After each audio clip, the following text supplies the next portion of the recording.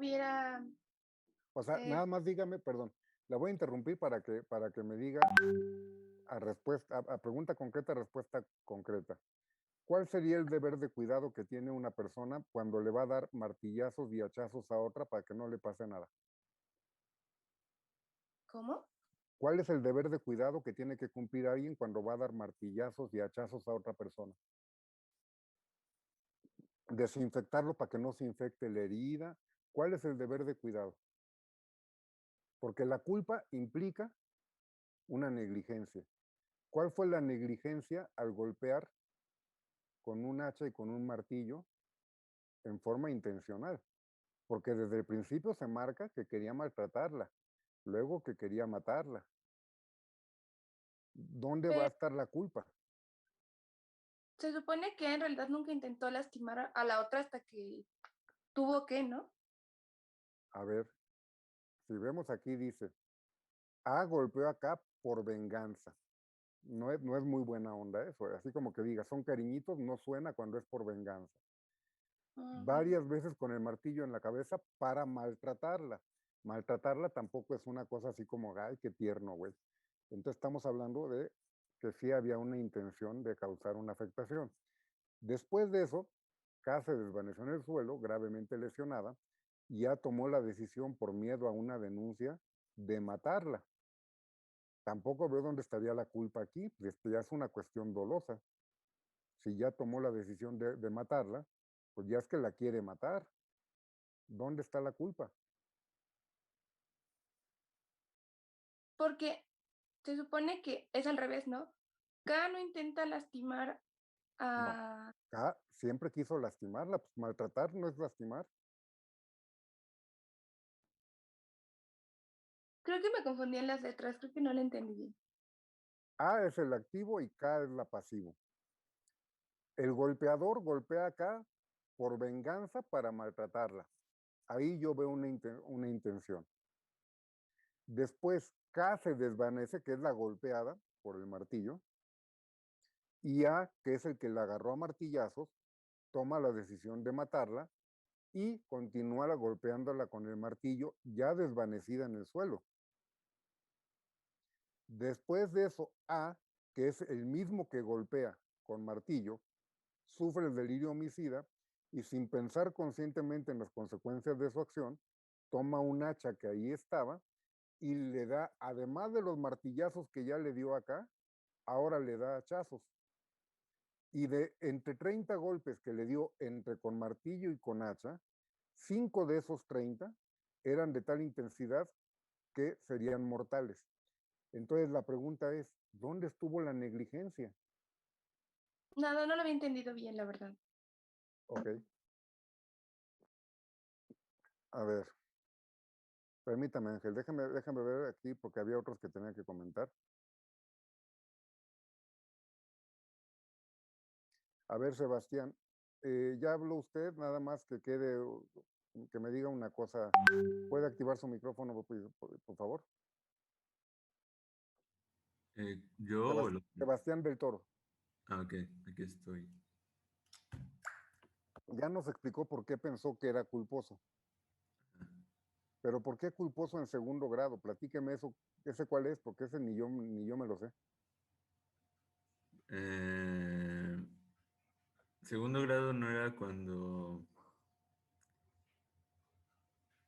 no tenía premeditado hacerlo. No, segundo grado es en el dolo directo, cuando son resultados adicionales al que busca que son inevitables. El que O es de sea, solo es primer grado y cuando de es de segundo grado es el dolo directo, no la culpa. ok. La culpa puede ser consciente o inconsciente. Ok, ok. Es consciente cuando se prevé el resultado, es inconsciente cuando no se prevé. ¿De acuerdo? Sí. Ok. Eh,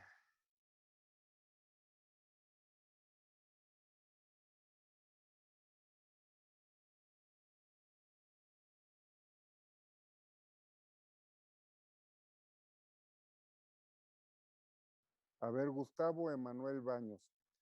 Dice, homicidio, dolo, primer grado, consumado. no sé si quiere decir que sí existe nexo causal o está diciendo que si existe nexo causal, además sería agravado. Sí, bueno, me refería a la parte de que sí existe la parte de nexo causal al momento de que hay intención, que se lleva a cabo el hecho, y es agravado porque, bueno, puse también que agravado porque tengo entendido que está tanto a los atenuantes y los agravados. En este momento es agravado porque, para empezar, no buscó en ningún momento algún bien para acá, no buscó la, como restituir o buscar primeros auxilios para acá, al contrario, siguió. Lo que tal vez sentí que, no sé si me equivoqué, sí fue el momento de señalar agravado o atenuado, porque pues el caso dice que está por un delirio. Entonces, creo que el delirio es más atenuante más que un agravante. Ok, pero mire, le voy a decir una cosa. El nexo causal, en todo caso, no tiene que ver con la intención, porque el nexo causal también se daría si fuera culposo. El nexo causal se puede dar aún si fuera fortuito, es decir, si no hubiera dolo ni culpa. El nexo causal es la relación entre la conducta y el resultado. La intención es el nexo mental entre el sujeto y el resultado, pero son distintos. Entonces, en este caso, lo que usted está queriendo decir es dolo directo de primer grado, ahí está diciendo que es intencional. Está diciendo que es consumado porque murió K, pero el nexo causal no va a depender de la intención. Y podría decir que es agravado por la ventaja, por ejemplo, porque claramente hay una ventaja de quien golpea con un martillo.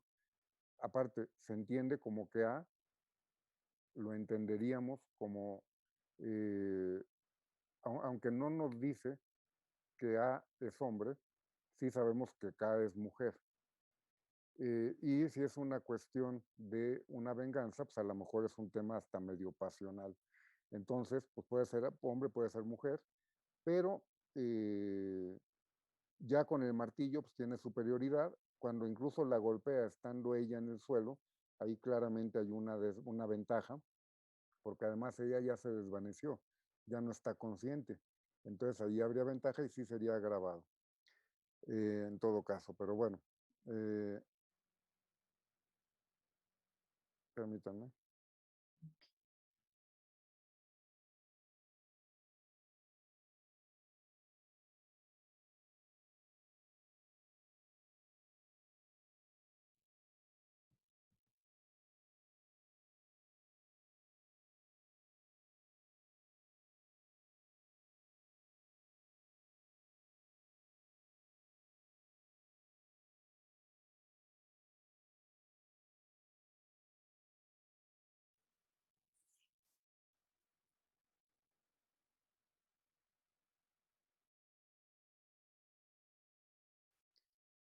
A ver, ahorita vamos a comentar algunas cosas, pero Ángel quería hablar. Es que ya me había surgido una duda, profesor, porque yo puse que había sido, bueno, yo ubiqué dos delitos. El primero había ubicado lesiones con dolo directo y también homicidio con dolo directo, los dos de primer grado. Pero ya me surgió la duda de si puede haber dos delitos, aunque uno se... O sea, es que ya me surgió la duda de que si la mató, entonces aún puede haber lesiones o ya no contarían las lesiones. Porque el delito que quería cometer A era lesiones principal. Pero después, pues al tener miedo, pues ya decidió matarla. Entonces, por eso, no sé si puede haber estos dos delitos o no. Esa era mi duda. No quería comentarlo, pero nada más esa era mi duda. No, pues sí puede haber los dos delitos, pero no se acumularían las penas. Es lo que les decía la otra vez de los hechos anteriores y posteriores copenados. Si una persona, por ejemplo, vamos a suponer, yo les ponía el caso de si me quiero robar una cartera en el metro, meto la mano en la bolsa del saco de un lado y no trae nada, diríamos tentativa de robo. Meto la mano en la otra bolsa y ahí estaba la cartera y me la robo. Son dos conductas distintas, pero no vamos a castigar por una tentativa de robo y por una consumación de robo. Los castigaríamos tomando en cuenta el desvalor de que llevó a cabo dos conductas. Si en este caso, por la dinámica de los hechos, no pasó una gran temporalidad entre los golpes, porque la estuvo golpeando constantemente, tendríamos que entender que vamos a considerarlo como un solo delito en un momento dado y que vamos a incluir el desvalor de que le dio 30 golpes, por ejemplo. ¿De acuerdo? ¿Qué pasa si, por ejemplo, yo me robo un carro? Vamos a suponer que soy un ardidazo y entonces digo, si alguien trae un carro de lujo, un Ferrari, por ejemplo, voy y me lo robo y luego lo hago pedazos, lo llevo a un deshuesadero y hago que lo trituren. Soy responsable, si lo queremos ver como dos conductas, por un robo y por un daño en bienes ajenos, porque siguen siendo bienes ajenos. Pero no me van a castigar por los dos, porque el daño ya lo van a incluir dentro de lo que es el robo. ¿Por qué? Porque ya le quité la propiedad de todas formas al dueño del vehículo. Y entonces ya lo que haga yo con ese vehículo, si era para venderlo por piezas, si era para,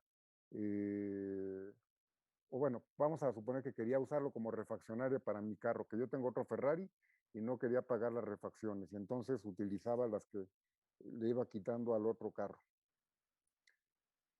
Eso tampoco sería algo muy lícito, pero no me van a castigar porque es la finalidad por la que lo robé.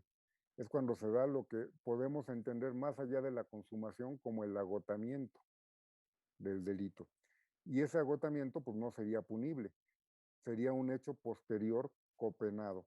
Copenado quiere decir que va a ser sancionado con la misma pena que el delito, digamos, que en este caso sería el robo, o que en el caso del supuesto podría ser el homicidio.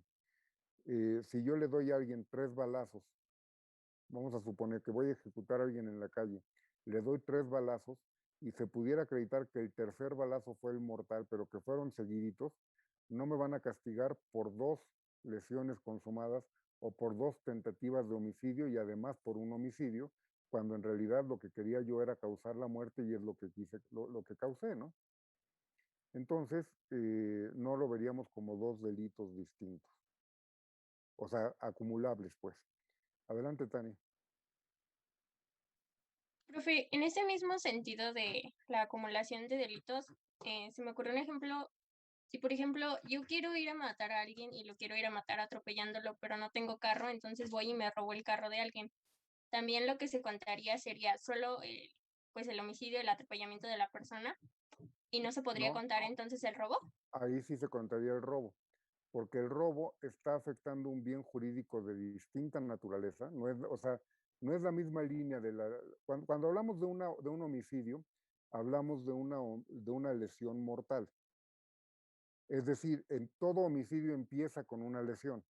Estamos hablando del mismo género, por decirlo así, de delitos. Son contra la integridad corporal, contra la vida. Y es contra el mismo pasivo. Si yo quiero atropellar a alguien y me robo un carro, tengo ya un robo consumado contra una víctima y luego utilizo ese vehículo para matar a alguien. Tengo otra víctima. Ahí sí son 2 delitos que no es simplemente la ejecución tendiente a producir un solo resultado, que es lo que quería. Si, por ejemplo, atropello al peatón, veo que se sigue moviendo, me echo para atrás y le vuelvo a pasar encima, entonces sí lo veríamos como una sola conducta punible, ¿no? No se acumularían las dos, porque es contra la misma víctima y es en la búsqueda del mismo resultado. ¿De acuerdo? Sí, profe, Bueno, gracias. de Y otra nada. pregunta, entonces, siempre que los delitos son como para diferentes personas, se acumulan los delitos por la persona. Como en el caso que vimos del tipo que atropelló a los niños del kinder, ahí sí le acumularon, ¿no? Por cada niño. Sí, y se puede acumular también la pena, aunque sea contra una misma víctima. Depende del caso. No pueden irse a reglas tajantes. Si, por ejemplo, un sujeto viola a una mujer 15 días seguidos, ahí sí lo van a castigar 15 por 15 delitos. Porque no estamos entendiendo que la violación de un día va en el mismo camino de lograr la violación del segundo y en el mismo camino de lograr la violación del tercero. No es que sean conductas de ejecución buscando un solo fin, sino que cada conducta o sea, son totalmente aislados, aunque sea la misma víctima. Entonces, si una persona viola a 15 víctimas o viola 15 veces a una, lo deben de castigar por 15 violaciones en cualquiera de los dos casos. Si una persona le roba 15 veces a la misma persona porque quería hacerse de algo, lo vamos a ver cuando hablemos del delito continuado. Si yo me quiero robar algo y me lo robo en cachitos, por decirlo así, y es contra la misma víctima, se va a considerar un solo delito que se va a llamar continuado. Pero si yo robo a 15 personas distintas, se va a considerar como 15 robos distintos. Entonces, no podemos hacer absolutos, tenemos que ver cada caso concreto. ¿De acuerdo? Bueno, Sí, profe. les voy a decir aquí cuál es la triste historia. La triste historia es que los que dijeron culposo, pues no sé por dónde, tal vez fue por la confusión de esto del delirio homicida y todo esto, pero insisto, si una persona ya está siendo inimputable, y aquí para efectos del caso práctico, el delirio homicida implica la inimputabilidad porque ya no piensa conscientemente en las consecuencias de su acción. Es que nos está dando el parámetro de que se volvió inimputable. ¿De acuerdo? Entonces, el inimputable no puede actuar con culpa. ¿Por qué? Porque no puede tener a su cargo el deber de cuidado. Imagínense qué tontería sería que alguien que tiene un delirio homicida y que ya no piensa conscientemente en las consecuencias de su acto, le digas que incumplió el deber de cuidado que tenía que haber tomado, la prudencia con la que debió de haber actuado para no producir un resultado típico. Sería absurdo. Pero aquí lo que tenemos que ubicar son tres momentos. Tenemos un primer momento en el que da martillazos para maltratar por venganza. Ahí tendríamos que hablar de que la finalidad tendría que ser de lesiones. Es decir, habría un dolo directo de primer grado para cometer lesiones y un dolo eventual de homicidio en caso de que muriera por uno de esos martillazos. ¿Sí estaríamos de acuerdo? No es seguro que se muera por los martillazos. Tan no es seguro que de 30 golpes entre martillo y hacha, 5 son mortales. Quiere decir que 25 golpes entre martillo y hacha no eran mortales. Es decir, no podemos decir que por más que agarres a martillazos, ya es seguro que se iba a morir la víctima. Por eso no podemos hablar de un dolo directo de segundo grado. Hablaríamos de un dolo directo de primer grado en el primer momento, porque lo que quiere es lesionar, y en todo caso, un dolo eventual de homicidio si hubiera muerto por esos martillazos que dio con esa intención de maltrato. ¿Queda claro? Entonces, si la muerte fuera por estos martillazos, sería doloso eventual el homicidio.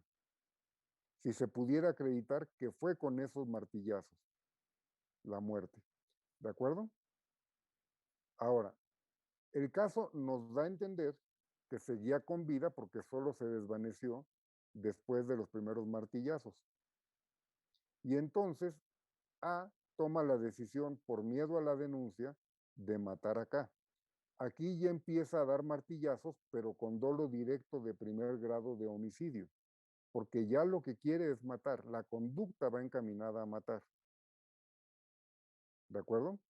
Entonces, si se pudiera acreditar que la conducta que mató a K fueron los martillazos que dio en este segundo momento, en el que por miedo a la denuncia decidió matar, sería un homicidio con dolo directo de primer grado. ¿Queda claro? Ahora, le da el delirio homicida y toma el hacha. Eso quiere decir que si alguno de estos 5 golpes que pudieron ser entre martillo o hacha, no sabemos realmente cuál la mató, pero si consideramos que fue un hachazo, ahí lo que se tendría que castigar sería, vamos a ver sus rostros, a ver si ponen cara de sorpresa, por una tentativa de homicidio. Y seguramente ahorita se preguntarán, ¿cómo demonios va a ser una tentativa de homicidio si sí se murió? Y la respuesta es muy fácil. Si todo va a depender de qué podemos acreditar. Si no podemos acreditar que fue con un hachazo la muerte, entonces casi tendríamos que irnos a lo más favorable al imputado y entonces consideraríamos que se le castigue por tentativa de homicidio. Si se acredita que fue un martillazo de los que dio en el segundo momento, es decir, cuando ya había decidido matarla, hablaríamos de una tentativa de homicidio. ¿De acuerdo? Si habláramos de un martillazo de los que dio primero, perdón, perdón. A ver, vamos a ponerlo otra vez aquí en la pantalla. Si alguno de estos martillazos que dio para maltratarlo fue el que lo mató, castigaríamos por homicidio con dolo eventual. ¿De acuerdo? Porque si bien el dolo directo era de lesiones, lo que se produciría sería la muerte y sería a nivel de dolo eventual. Si fuera alguno de los martillazos que dio cuando ya había decidido matarla, lo que la mató, entonces sería homicidio con dolo directo de primer grado, porque ahí ya la quería matar. Si fue un hachazo, lo que lo mató, la conducta sería de un inimputable y como tal no sería sancionable esa conducta. ¿Por qué? Porque sería una infracción, pero como es un trastorno transitorio porque es de momento, no se castiga. Sin embargo, sí podríamos castigar la conducta inmediata anterior. Y la conducta inmediata anterior tendría que ser, insisto, si estamos hablando de que lo mató fue un hachazo, es la conducta de un inimputable. Si eso fue lo que lo mató, castigaríamos por tentativa de homicidio. ¿Por qué? Porque lo que quiso cometer conscientemente era matar, pero lo que lo mató fue la conducta del inimputable. Y en este momento deben de estar sin entender mucho esto y para que lo entiendan bien voy a variar un poco el ejemplo. Vamos a suponer que los primeros dos momentos son los que llevó a cabo A, es decir, los golpes para maltratar y después para matar, pero solo con el martillo. Vamos a suponer que la deja ya ahí tirada como si estuviera muerta, pero vamos a suponer que no estuviera muerta. Y de pronto llega otro sujeto que es B, la encuentra ahí y quién sabe qué les había hecho, pero también la quería maltratar. Y entonces B toma el hacha y le da un hachazo y la mata en ese momento. Sí nos queda claro que en ese caso, quien la mató fue B. Si cuando él llegó estaba con vida y si con un hachazo la mata, el que cometió el homicidio fue B.